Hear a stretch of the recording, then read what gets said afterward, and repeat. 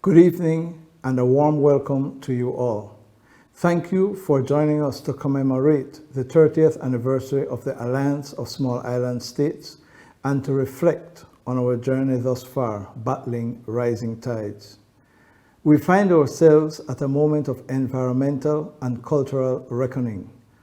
What we do in the next 10 years will be consequential for present and future generations.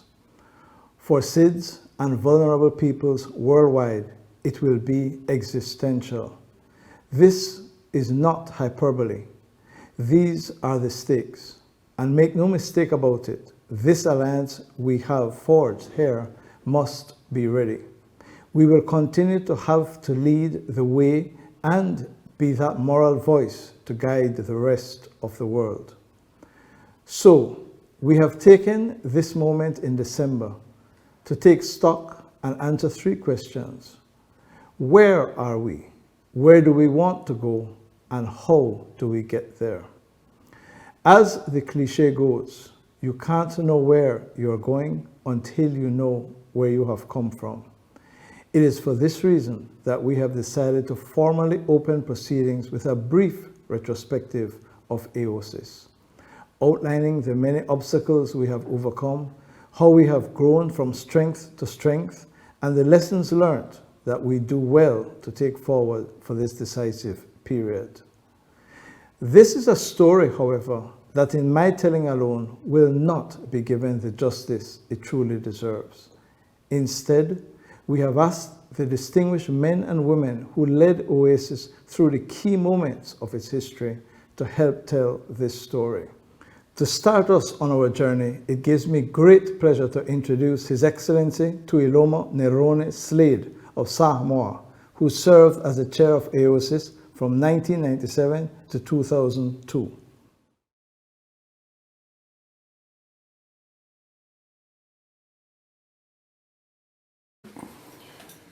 It is a particular honor for me to be able to offer greetings from our part of the Pacific on the occasion of an event that is rather special in so many ways.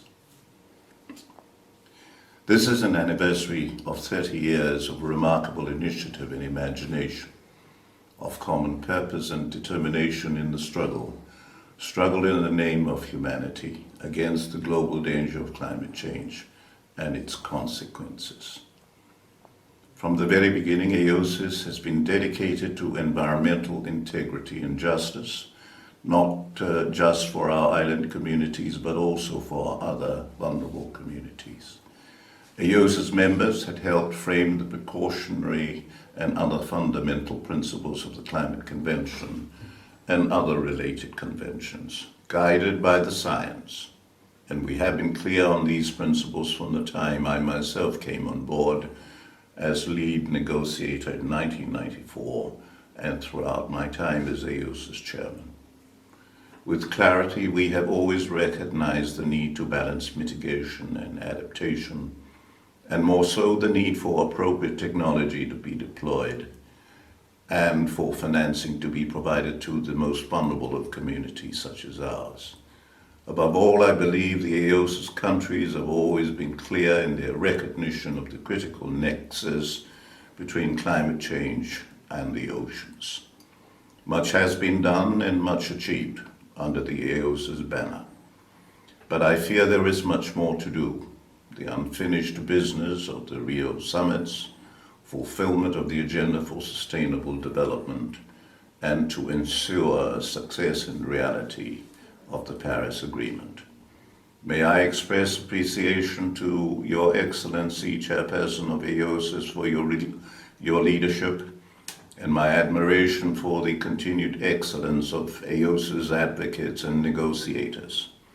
As in my own time, may I pay particular tribute to all our friends, partners, and colleagues in civil society, the scientific community, and other sectors for their generosity and commitment, without which AOSIS simply cannot do what it is able to do.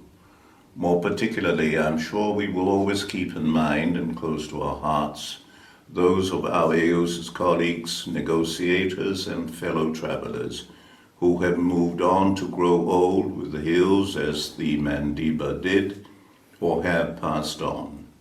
We all know and remember the distinguished AOSIS stalwarts, the heroines and the heroes.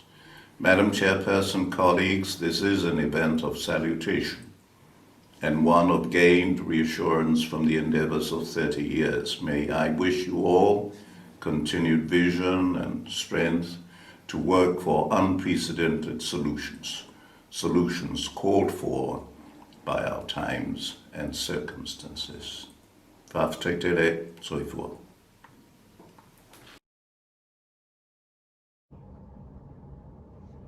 Thank you, Ambassador Slade. I hope you're doing well. It's been such a long time since we haven't met. I do recall 2003 as you got elected to become a judge at the ICC. I had to take over the chairmanship of the group. In those days, as you rightly pointed out, it was quite an issue for us to get any sort of traction on our climate change issues. But we certainly kept that high in our priorities. And Ambassador Sopoanga of Tuvalu, who later became Prime Minister of Tuvalu, was the one who really devoted most of his time into climate change matters. As you know, at that time, we also had to address issues of preparations of the Barbados Plus 10, and we had to have regional meetings in several parts of the world, together with the inter-regional meeting in Bahamas, all culminating into the SIDS meeting in Mauritius, where we had the strategy for the further implementation of the Barbados Plan of Action. Just before that meeting, as you know, we had the tsunami of 2004, where so much damage had been caused, especially to small island countries, that the profile of the small islands became very high, a level that was never seen before.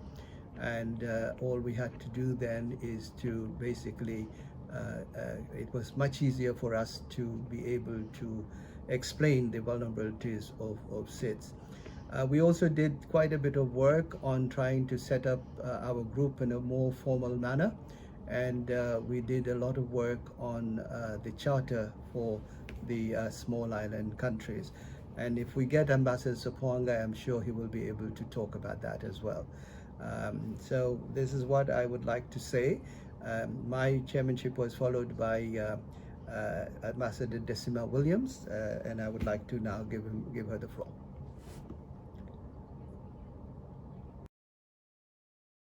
Thank you, Ambassador Conjo, and warm greetings to everyone from Grenada.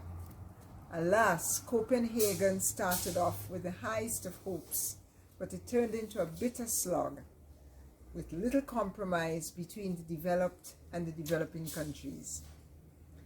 In the end, a political agreement, the Copenhagen Declaration, was crafted, but not agreed to, not formally adopted, and the climate talks were again thrown into a period of great uncertainty.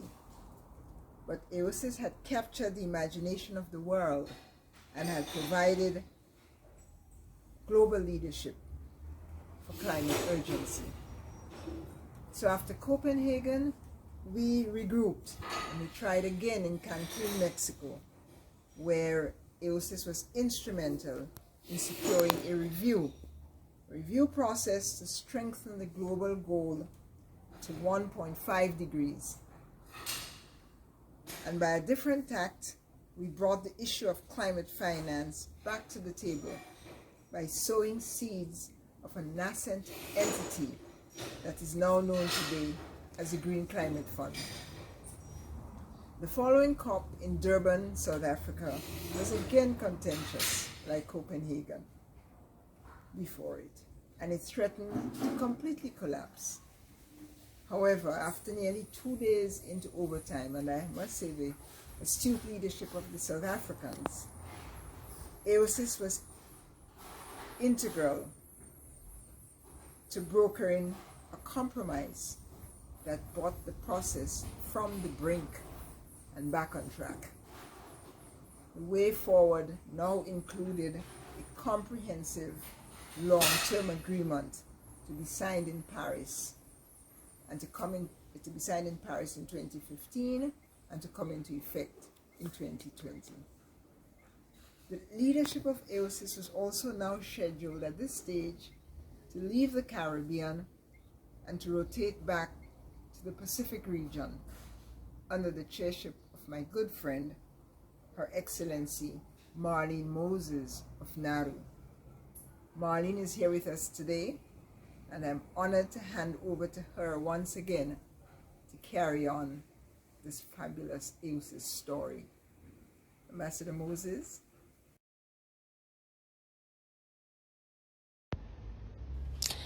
Thank you, Ambassador Williams, Decima.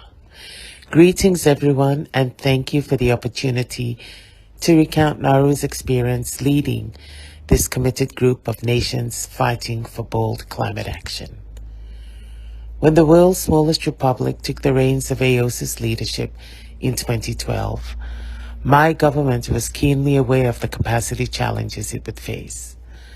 The deadline for a new treaty had just been set, and our race to Paris had begun.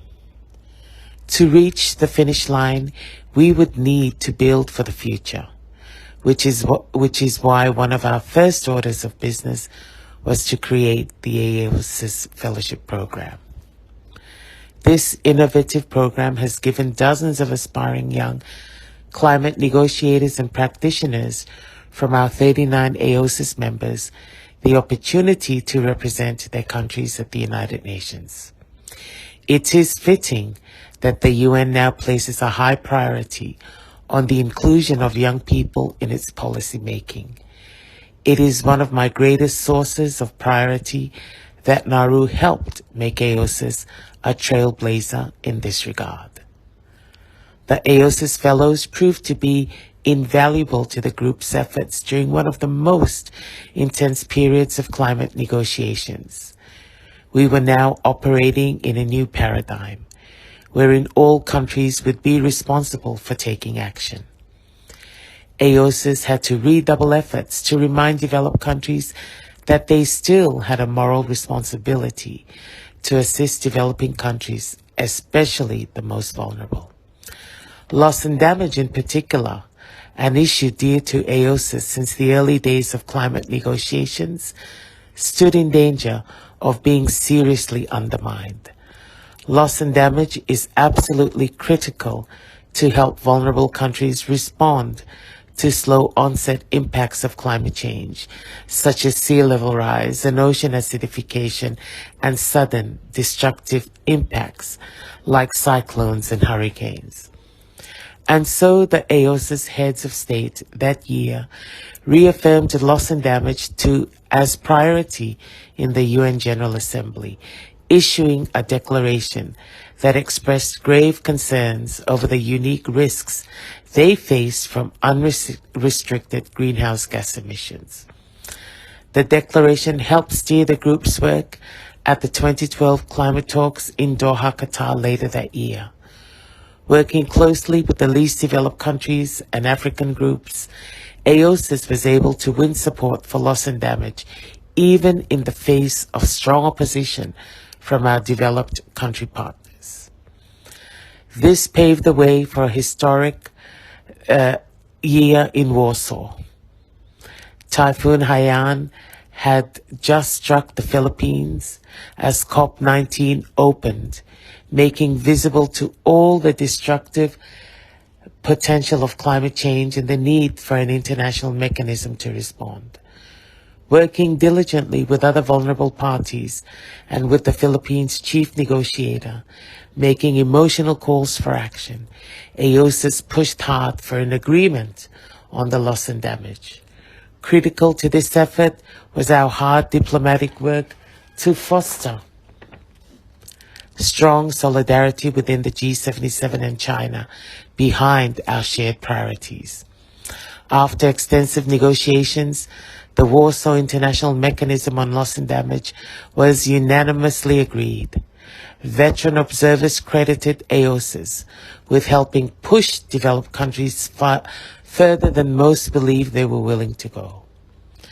We turned over the AOSIS chair to the Maldives at the end of the following year in Lima, leaving them with a consolidated negotiating text that entrenched our priorities of 1.5 degrees, loss and damage, and finance for developing countries. The marathon to Paris was now a sprint, but I think it's best if I let Ambassador Saria tell you this part of the story. Ambassador Saria?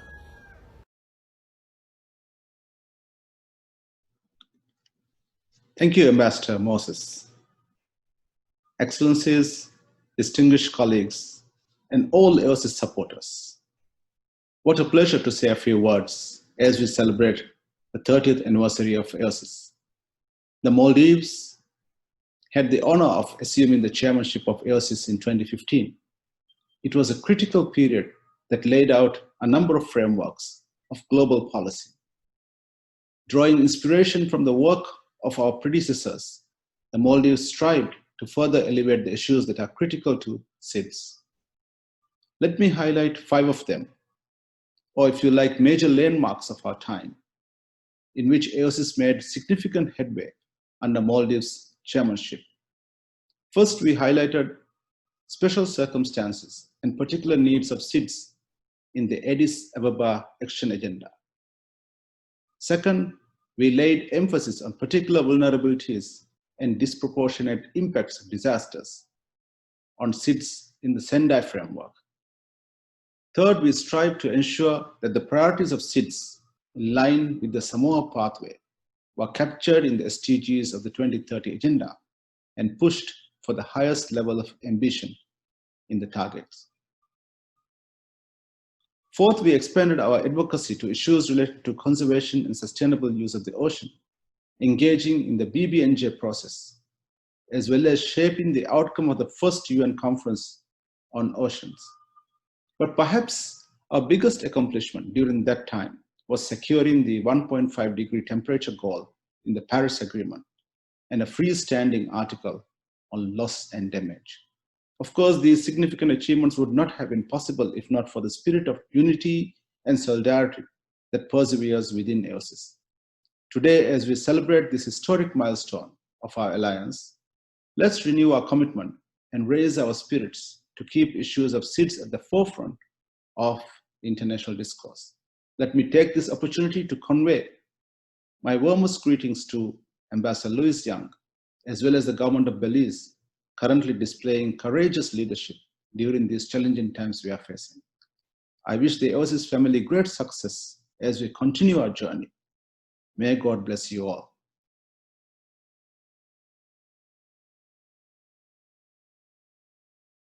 Thank you for the kind and inspiring words from all our former chairs who served OASIS so admirably over the years.